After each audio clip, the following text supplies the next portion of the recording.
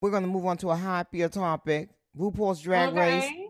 Yeah. the 97th season, the 1000th edition. um, I have a saying that gets greater later. And I Okay. and I know from watching you and listening to you on your podcast and everything is that you don't take any of this success for granted. And it's always still a pinch yourself kind of moment because you're Yes. like, wow, really? Really? Right.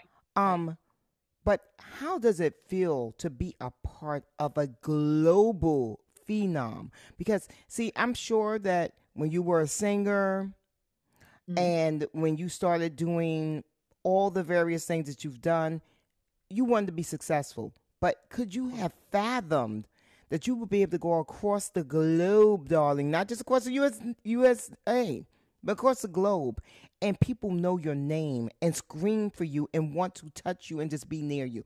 Could you have fathomed that? No, there's not a moment, Bevy, not a moment that I take any of this for granted. I show you my phone, but there's on my screensaver.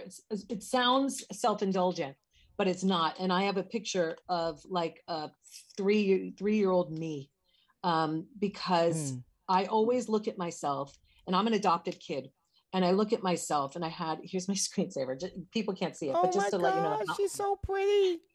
great, thank you. Screensaver, little baby me. And I look at it every day and I talk to her and I say, I'm here for you. I got you. Mm-hmm. I'm not going to let you down. And we are going to do this because there's not a moment that I didn't have stars in my eyes when I was a kid. But like I said earlier, I didn't know how I was going to get there. My parents didn't have money, they didn't have connections, they didn't sing, act, or dance. They couldn't put me in Right. fancy, sedity schools. Like how was I going to get there? And like I said earlier, I'm a hustler and I have no, am I the best singer? No. Am I the best actress? No. Am I the best? Sometimes luck is part of it. And I don't take a moment of it for granted. Nobody could fathom. I don't know anybody that you could talk to that would say, oh yeah, I knew.